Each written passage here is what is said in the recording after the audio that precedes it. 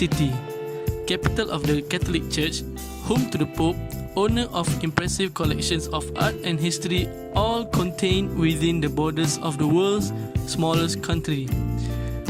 The popes used to rule a country called the Papal States that covered much of modern-day Italy. It was during this 1,000 plus year reign that the popes constructed St. Peter's Basilica, the largest church in the world, and also built a wall around the base of a hill known as Vatican, upon which St. Peter's stood. But the Kingdom of Italy next door thought Rome would be an awesome capital for their country and so conquered the Papal States. His nations destroyed the Pope hid behind the walls of Vatican and conflictingly refused to acknowledge that the Kingdom of Italy existed, while simultaneously complaining about being a prisoner of the Kingdom of Italy, which according to him didn't exist. Rather than risk religious civil war by getting rid of the Pope, the Kingdom of Italy decided to wait him out, assuming he'd eventually give up.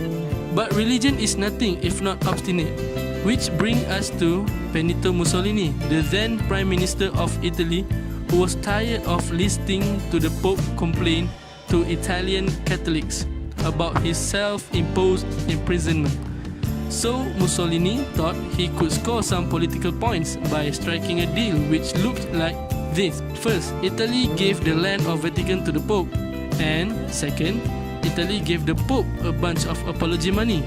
In return, first, the Pope acknowledged that Italy exists, and second, the Pope promised to remain neutral in politics and wars. On the off chance that, Mussolini thought this might be a thing, the deal was signed and a new country, Vatican City, was born.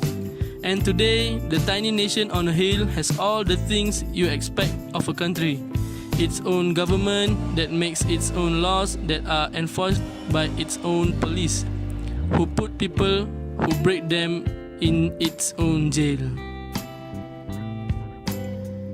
First objective that we want to know from this research is we want to know why that country practice the selection of the Pope as a head of government is only selected within the cardinal only.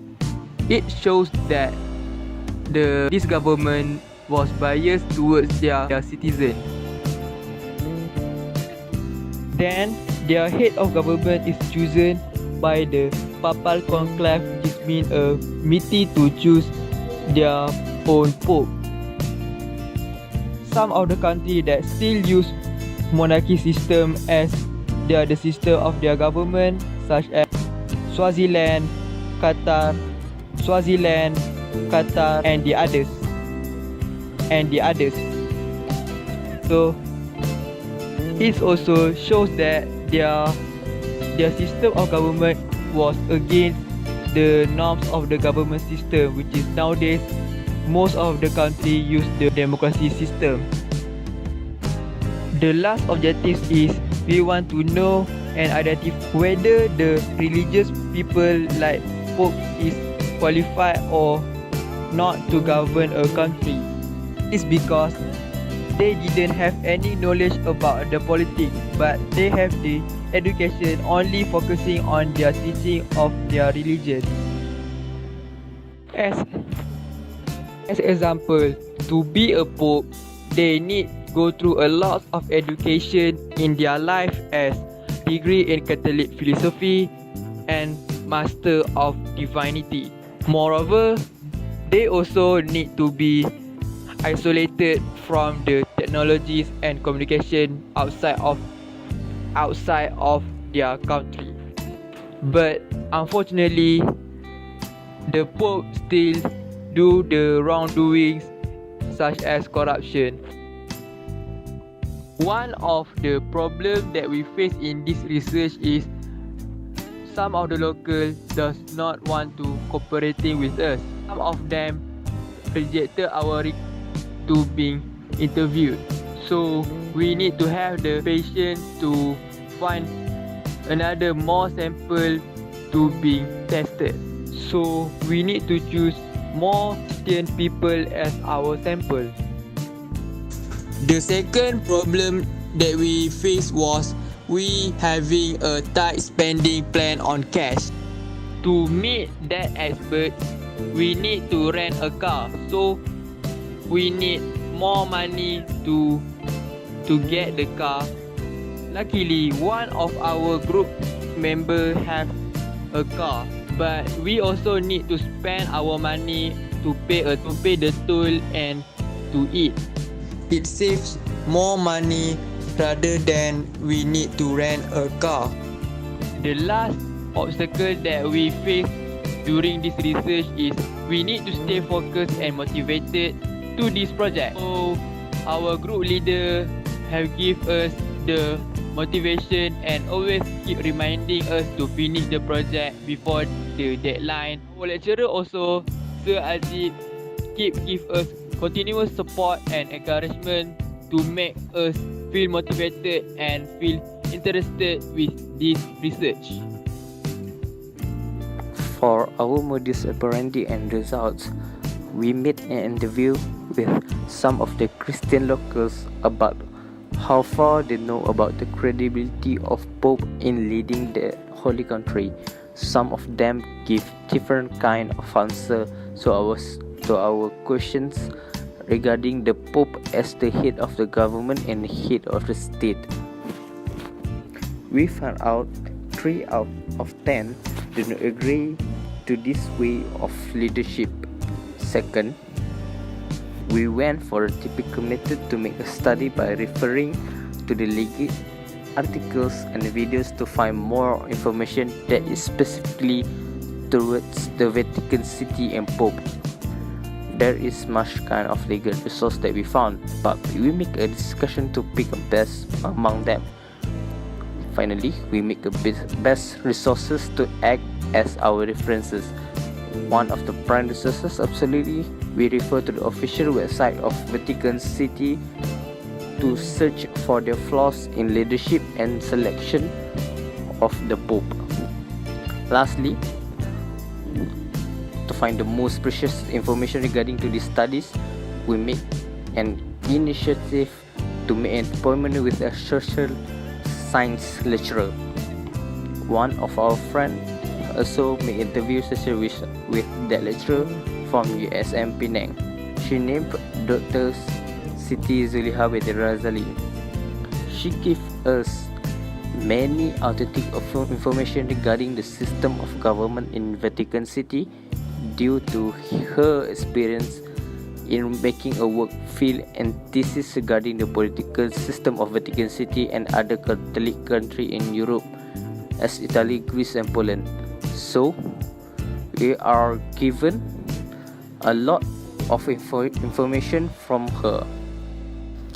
In Islam, the religious leader, called ulama or scholars, controls multiple branches knowledge of faith, Sharia and morals. So, what the relevance of these people to lead the country?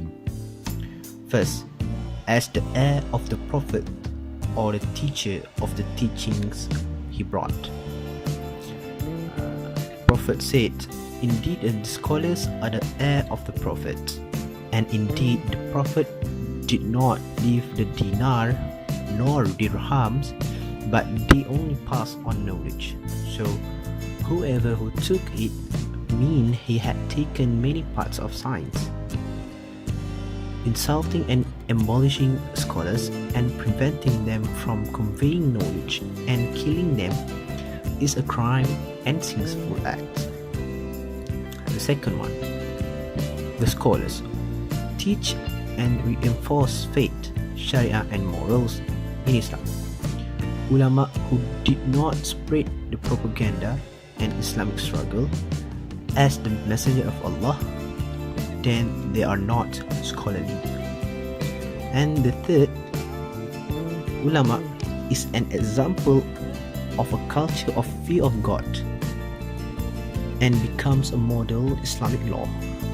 Attitudes and behaviors of scholars are showcasing Islam's complete conduct and morals in ruling, administer, lead, become a family leader, and so on. Ulama is not from those who do business bad, as corruption and so on. Fourth, ulama is a caring group defending the suffering of the people and trying to reform life, sociopolitics, culture, economics, and so on. They are not the groups involved in jihad to crown governments according to the Islamic teachings. They are trying to uplift the position of the people in every field to be